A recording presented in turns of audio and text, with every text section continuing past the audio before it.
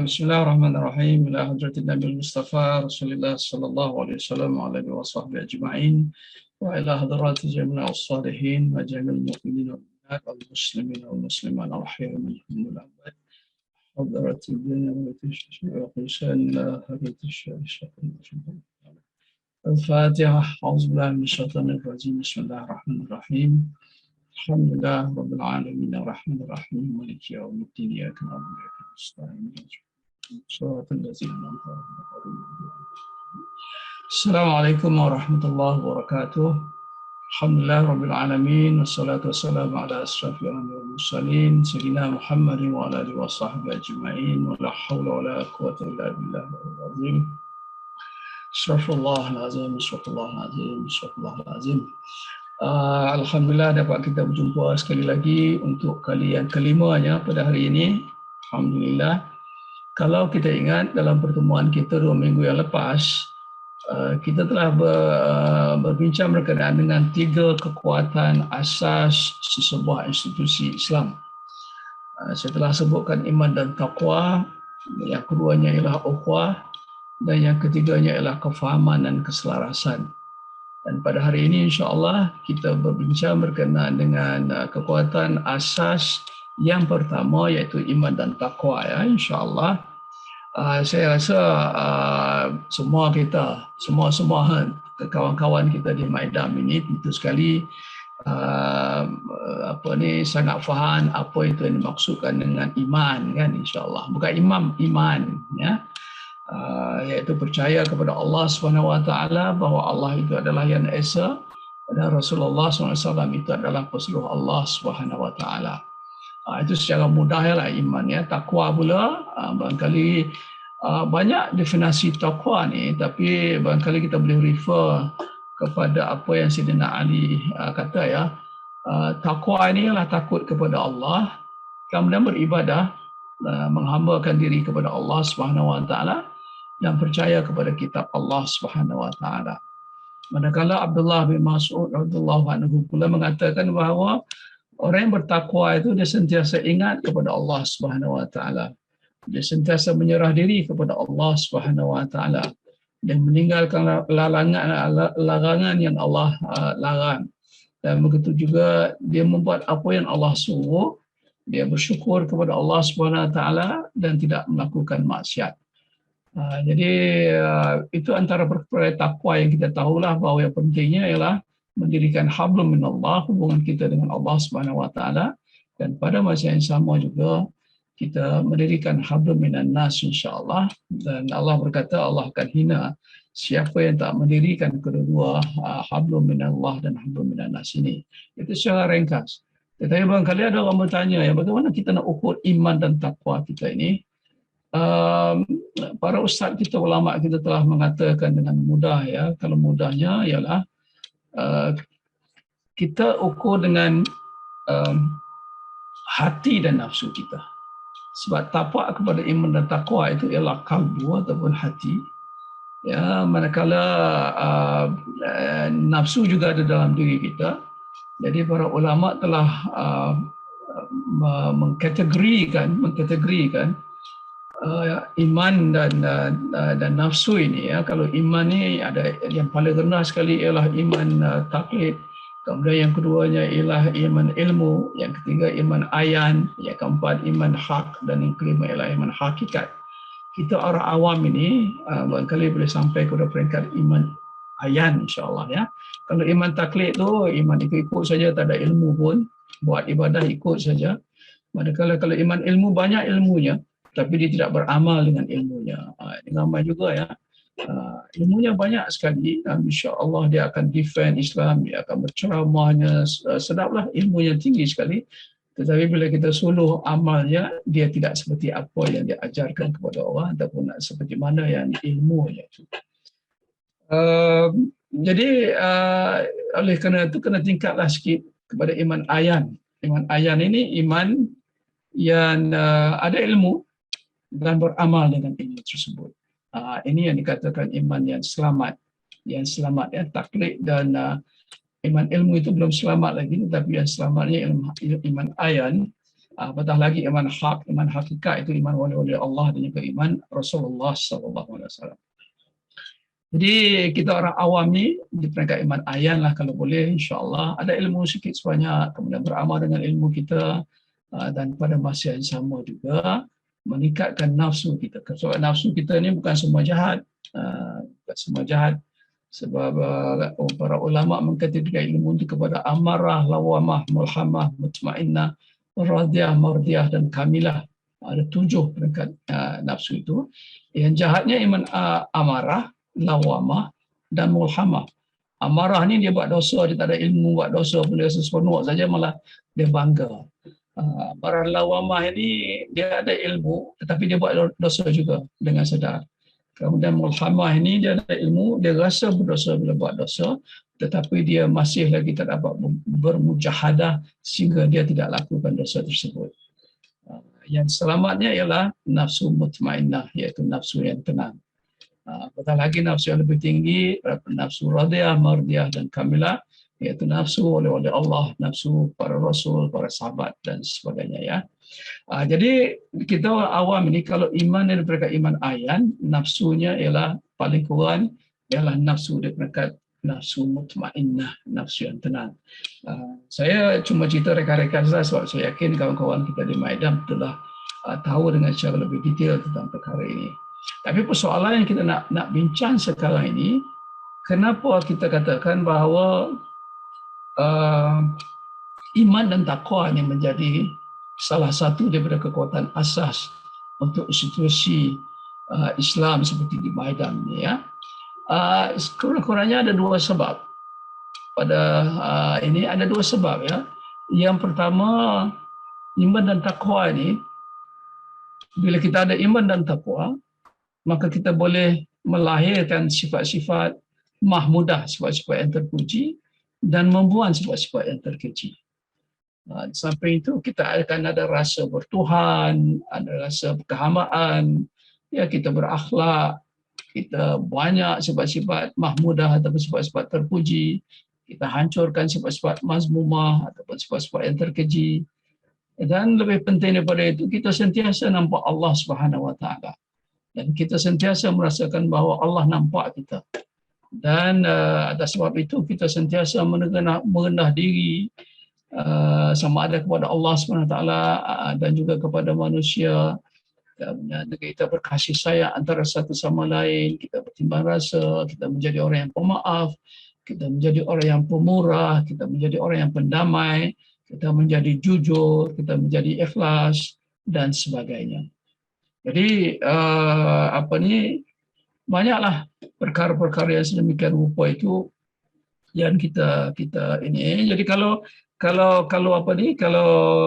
sekiranya kita ada yang sedemikian rupa dalam kalangan kita di staf Maidan itu dan juga di staf institusi Islam yang lain, maka pastilah suasana itu akan bahagia, suasana itu akan tenang, suasana itu akan harmoni. Dan dalam keadaan bahagia, harmoni, tenang itu, dan insya-Allah kita boleh melahirkan kegemilangan dan juga kita bekerja dalam keadaan bahagia insya-Allah. Jadi kita banyak contohlah yang kita boleh buat ya. Yang boleh kita belajar, misalnya untuk merasakan bahawa Allah sentiasa nampak kita, dan juga kita nampak Allah Subhanahu Wa Taala. Kita barangkali boleh mengambil tauladan daripada kisah seorang budak pengembala kambing yang Sayyidina Umar nak beli kambing dia kan, dia tak mau jual, Sayyidina Umar saja uji dia lah. Tapi Sayyidina Umar kata, tuan kamu tak ada pun, tak nampak pun. Tapi dia kata Allah nampak. Jadi walaupun jauh daripada pasir dia mengembala kambing, tuannya tak ada. Tapi bila Sayyidina Umar Ibn Khattab mahu beli kambingnya, dia tak mau jual kerana dia tahu bahawa Allah ada walaupun tuannya tak nampak. Begitu juga dengan wanita ya, seorang wanita yang menjual susu. Mak dia suruh campurkan dengan air, tapi dia tak mahu sebab dia kata Sayyidina Umar marah, Sayyidina Umar pesan, Sayyidina Umar ketika itu menjadi khalifah, jangan melakukan sedemikian rupa. Tapi mak dia isi juga, suruh buat juga, dan dengan berkata Sayyidina Umar tidak ada di situ. Sedangkan Sayyidina Umar sedang mendengar perbualan itu di luar rumah. Dan hingga akhirnya wanita itu berkata, Kalaupun Saidina Umar tidak ada, tetapi Allah sentiasa melihat kita. Begitu ya, dalam apa juga pergerakan perbuatan itu dia nampak itu ya. So begitulah kalau sekiranya ini, kalau kesetiaannya kita ada rasa bertuhan, artinya kita rasa bertuhan, apa jua yang menimpa kita, kita akan rujuk kepada Allah Subhanahu Wa Taala. Ramai ustaz-ustaz kita mengajar kita kan, kadang-kadang kereta kita puncture. Benda yang pertama yang kita itu bukan tengok kereta tu, kita akan mengingat, ya Allah, apakah aku tak cukup lagi bayar zakat? Ya Allah, apakah aku tidak cukup lagi bersedekah? Jadi kita nampak Allah, sentiasa Allah atas apa juga perkara yang menimpakan kita. Jadi ada orang berkata, oh itu cerita-cerita cerita banyak lagi lah, itu cerita-cerita lama ni banyak lagi. Misalnya cerita bagaimana Sayyidina Salman Al-Farisi, ya, dia ni panglima perang yang sangat hebat, sehingga para tentera Islam pada ketika itu yakin kalau pergi keluar berperang, dan panglima bukan Salman Al-Farisi itu, Khalid Al-Walid. Ya, betul kan, Khalid Al-Walid kan. So kalau pergi berperang itu insya-Allah akan menang. Tetapi tiba-tiba apabila Sayyidina Umar menjadi khalifah, dia digugurkan daripada menjadi panglima perang. Bila ditanya kepada beliau, kenapa kami nampak walaupun kamu digugurkan menjadi panglima perang, tapi perjuangan kamu makin hebat. Maka kata beliau, aku berjuang kerana Allah Subhanahu Wa Taala, bukan kerana Sayyidina Umar bin Khattab. Jadi apa jua jawatan yang aku ada, sama ada aku ada pangkat ataupun tidak, ada jawatan ataupun tidak, perjuangan aku tetap begitu.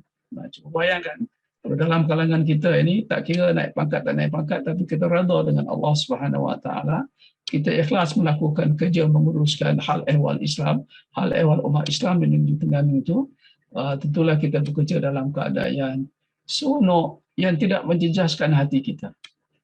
Tidak menjejaskan hati kita. Mungkin ada orang kata, Allah payahlah kalau sekiranya ada kawan kita yang kita rasa tak berapa itu sangat dinaikkan pangkat, sedang kita tak dinaikkan pangkat.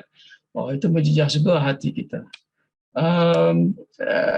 Yang sebenarnya saya berjumpa dengan orang yang sedemikian rupa, yang tidak apa jua yang berlaku kat atasnya itu tidak menjejaskan, kerana dia ada Tuhan, dia ada tahu itu adalah takdir Allah Subhanahu Wa Taala, itu adalah kurniaan Allah Subhanahu Wa Taala. Jadi dia tak nampak bos-bos dia tak nampak orang-orang menaikkan pangkat, dia nampak Allah saja. Jadi apa yang berlaku kepadanya dia redha, kerana apa yang dia buat itu adalah ikhlas kerana Allah Subhanahu Wa Taala, dan hanya Allah saja yang boleh memberikan ganjaran.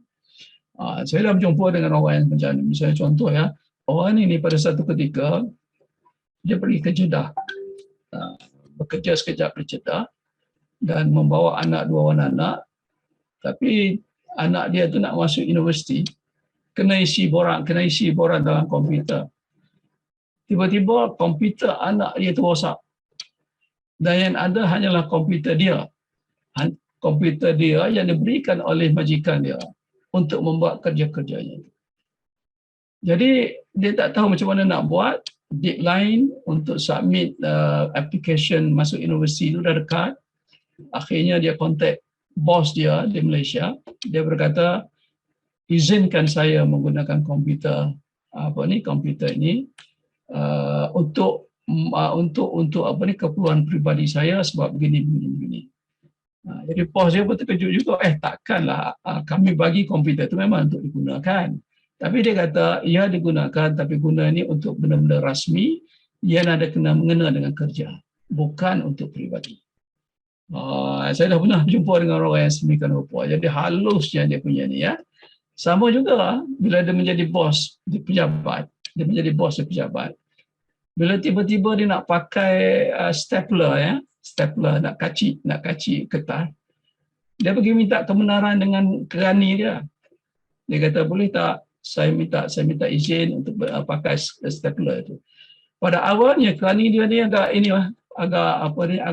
terkejut, ni apa cerita ni? Ya, apa cerita orang tua ni?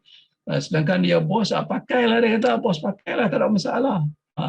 Dia kata, tak, saya nak pakai ini untuk pribadi saya, bukan untuk kerja.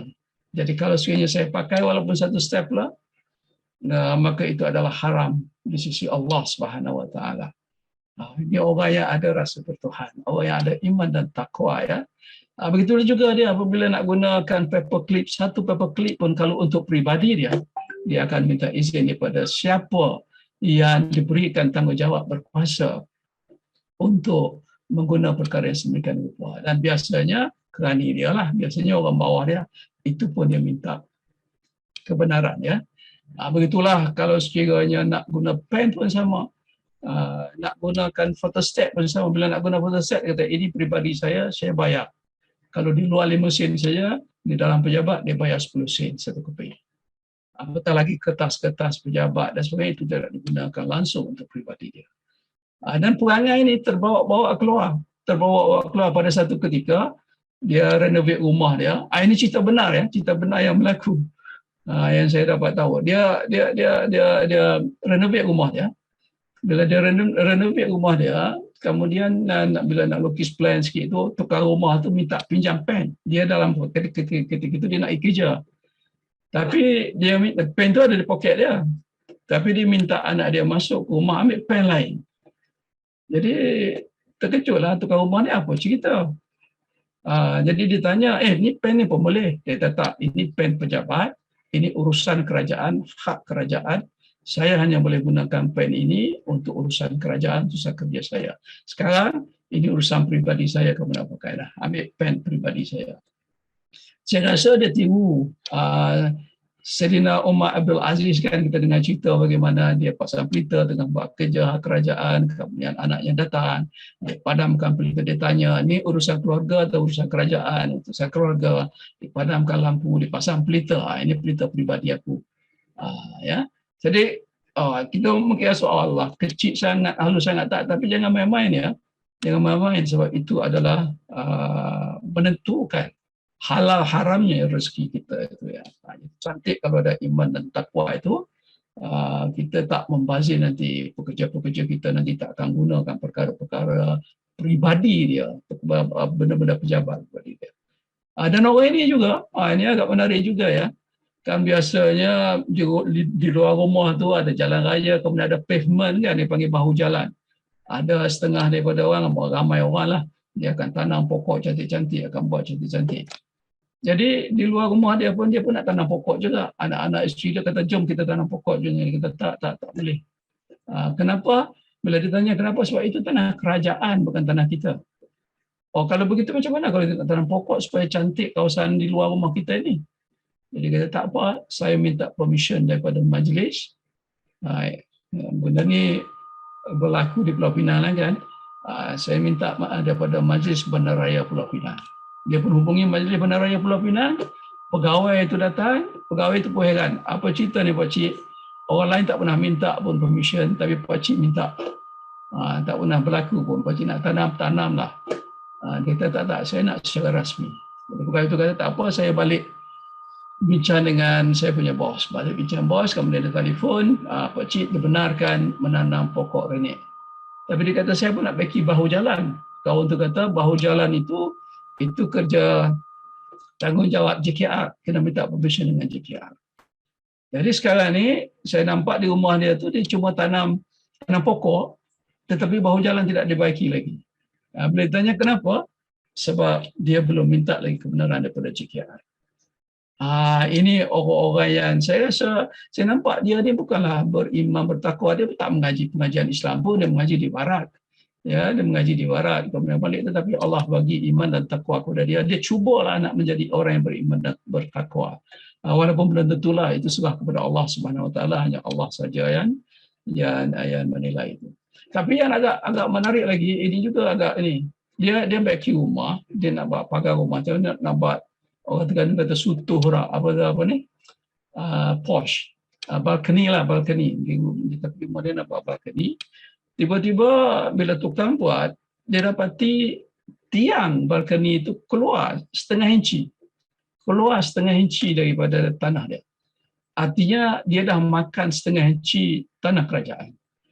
Dia minta tukang berhenti bekerja, dia hubungi pihak bandaraya lagi, minta nasihat. saya ini termakan tanah 1 inci, terambil tanah ini. Benar ataupun tidak, boleh ataupun tidak. Jadi pegawai biasa tak boleh, walaupun setengah inci itu tak boleh, dan kita tidak benarkan. Dan akhirnya dia minta supaya tukang itu rombak balik dan masukkan balik ke dalam pagar dia mengikut tanah ni. Dan apabila dia buat pagar, dia pastikan bahawa pagar itu, tiang itu betul-betul atas apa ni, boundary, dan dindingnya masuk ke dalam tanah dia. Sebab dia cukup takut kalau sekiranya dia termakan tanah kerajaan, apatah lagi kalau sekiranya tanah orang. Dan saya perhatikan juga kadang-kadang apabila ada orang tanam benda buah-buahan macam buah pelam ke apa semua, bila anak-anak dia nak ambil tu dia tak benarkan, bila isteri dia nak ambil tak benarkan, sebab dia kata itu adalah tanah orang, tanah kerajaan. Bagaimana kita boleh mengambil hasil buah itu sedangkan kita tidak minta kebenaran daripada kerajaan. Jadi sebenarnya benda itu berlaku. Dan bila saya perhatikan, bukan dia seorang, saya perhatikan staf dia juga, pejabat dia juga mengikuti teladan dia itu. Jadi cuba bayangkan dalam keadaan sedemikian itu, bagaimana iman dan takwa telah membentuk perangai yang sedemikian rupa. Dan pastinya suasananya ini. Dan kalau kita pergi ke pejabatnya, berjumpa dengan orangnya, kita rasa sejuk ya hati kita. Yang berbeza kalau kita pergi kepada pejabat, kadang-kadang kita tengok muka staf dia pun kita dah rasa satu macam ya. Tetapi bila pergi ke pejabat dia ini, kita tengok muka dia, kita tengok staf dia itu, kita rasa tenang saja.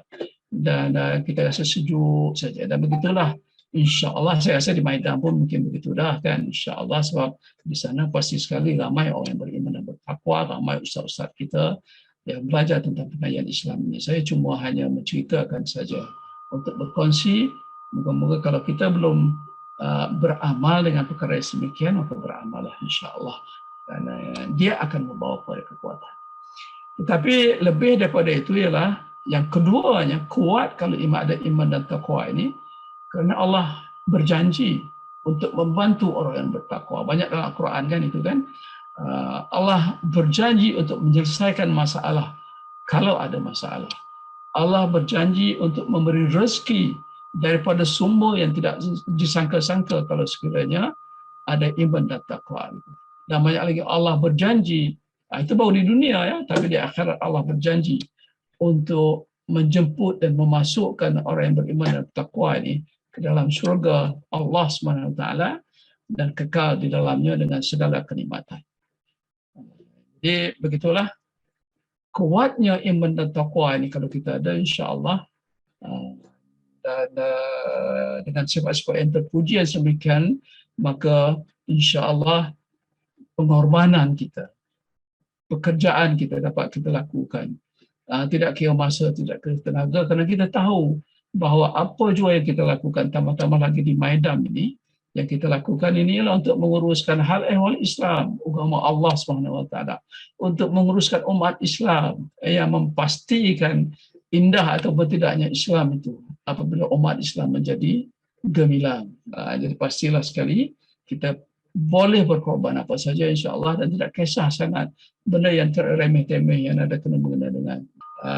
Dan pada pertemuan yang akan datang insya-Allah kita akan berbincang pula kekuatan institusi Islam yang kedua, iaitu berkenaan dengan ukhuwah insya-Allah. So sekian, Assalamualaikum warahmatullahi wabarakatuh.